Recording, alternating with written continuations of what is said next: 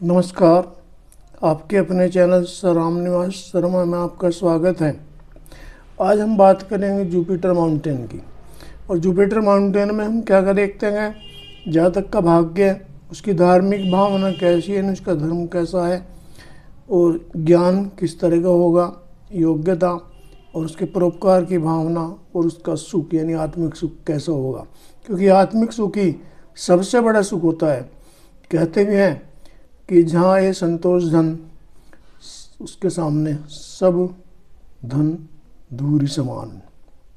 तो आत्मसंतुष्टि होना, धार्मिक होना हर एक व्यक्ति को अच्छा लगता है। तो यहाँ पर हम पहले जानें कि पाम में माउंटेन्स कहाँ कहाँ पर कौन से होते हैं। जैसे ये अंगूठा है, ये थंब के नीचे यहाँ पर ये सारा शुक्र पर्वत होता है। ये इंडेक्स फिंगर है, इसके नीचे सारा ये इतना हिस्सा बृहस्पति पर्वत का होता है।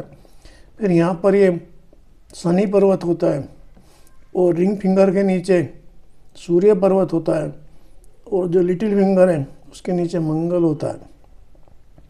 और यहाँ पर जो पाम का दूसरा हिस्सा है चंद्रमा होता है, और पाम के सेंटर में यहाँ पर को ये राहु पर्वत होता है। और इंडेक्स फिंगर और थंब के बीच में यानी यहाँ पर ये मंगल पर्वत होता है, और नीचे यहाँ पर केतु पर्वत होता है। अब हम जाने बृहस्पति पर्वत के, अगर यदि इस बृहस्पति पर्वत पर आड़ी रेखाएं हों तो उनके क्या लक्षण होंगे। यानी आड़ी रेखा का मतलब इस तरह की रेखाएं अगर बृहस्पति पर्वत पर है तो ऐसा जातक भाग्यशाली भी होता है, धार्मिक भी होता है, परोपकारी भी होता है, और उसको विशेष ज्ञान भी होता है। साहित्य और जो आध्यात्मिक ज्ञान है उसमें उनकी विशेष रुचि होती है इस जातक की। और अगर ये रेखाएं आड़ी ना होकर खड़ी हो जाएं तो और भी अच्छी मानी जाती हैं। तो ऐसे जातक जिनके बृहस्पति पर्वत पर खड़ी रेखा हों या आड़ी रेखाएं भी हों, लेकिन इस तरह का जाल ना बना हो। अगर ये जाल बना होगा ऐसा, तो ऐसा जातक जो है स्थिर मन का हो जाता है। और इसलिए जब यहाँ पर जो अभी बताया था कि यदि केवल आड़ी रेखाएं हों इस तरह की तो ज़्यादा अच्छी मानी जाती है। लेकिन ऐसे जातक को जिसके बृहस्पति पर्वत पर आड़ी रेखाएं हों, उनको कोई भी धार्मिक कार्य जरूर करें जब वो कोई शुभ कार्य करना चाहते हो। जैसे कोई काम शुरू करना चाहते हैं, चाहे कोई भी काम वो करें जिसमें विकास की बात हो, दूसरों की भलाई की बात हो, तो उससे पहले हवन और यज्ञ आदि जरूर करें, फिर उनको पूरी सफलता जरूर मिलती है। और ऐसे जातक जिनके गुरु पर्वत पर आड़ी रेखाएं होती हैं, वे भविष्य का भी ज्ञान रखते हैं, और वे ये भी जान लेते हैं कि सामने के मन में क्या चल रहा है। और ऐसे जातक जैसे बताया यहाँ पर भाग्यशाली भी होते हैं, धर्म कर्म में बहुत विशेष रुचि लेते हैं, और दूसरों की मदद करने में इनको बहुत ही खुशी मिलती है। और इनके पास ज्ञान की भी कमी नहीं होती, इनके पास ज्ञान का भंडार होता है। और जैसे बताया कि अभी साहित्य में विशेष रुचि लेते हैं।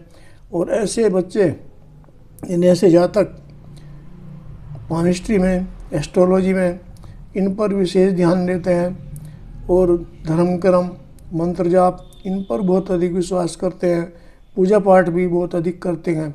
और ऐसे जातकों की योग्यता भी अच्छी होती है, ये दुनिया में नाम कमाते हैं, और ये परोपकारी भी होते हैं।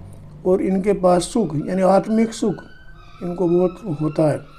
ये जातक किसी के बुरे में तो हो ही नहीं सकते, सदैव उनके मन में यही रहता है कि हम कहीं ना कहीं परोपकार की भावना रखें, दूसरों का भला करते रहें, दूसरों के लिए कुछ ना कुछ काम ऐसा करते रहें जो उनको लाभ हो। इस तरह के जातक समाज में विशेष स्थान पाते हैं। उनका सम्मान और मान में किसी भी तरह की कहीं भी कोई रुकावट नहीं आती, और समाज में उनका एक अच्छा प्रभाव भी होता है और ऐसे जातक समाज में सम्मानित होते हैं, क्योंकि ऐसे जातकों के मन में सदैव परोपकार की भावना रहती है, धर्म की भावना रहती है, अच्छी भावना रहती है। और ऐसे जातक चरित्र के भी बहुत अच्छे होते हैं, क्योंकि गुरु जो सभी जितने ग्रह हैं उनके गुरु होते हैं। तो बृहस्पति जिसका अच्छा होगा वो जातक बहुत ही अच्छा कहलाएगा। यदि यहाँ पर अगर एक इस तरह की रेखाएं हो तो ये बहुत भी और भी अच्छी मानी जाती है।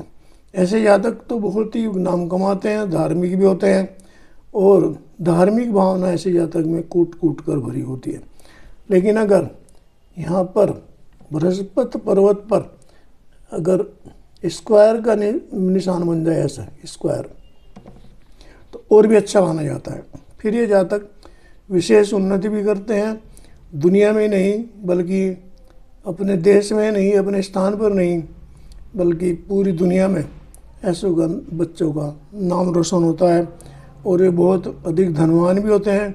और जो भी वो प्राप्त करना चाहते हैं, उनके मन में जो भी मनोकामना होती है उसकी मनोकामना जातक की पूरी जरूर होती है। लेकिन ध्यान रखने की बात यह है कि ऐसे जातक को जब कोई शुभ कार्य करें तो जरूर कोई ना कोई यज्ञ, हवन, मंत्र जाप जरूर करें, फिर उनको अच्छी सफलता मिलती है और आध्यात्मिक ज्ञान में भी वे भरपूर हो जाते हैं।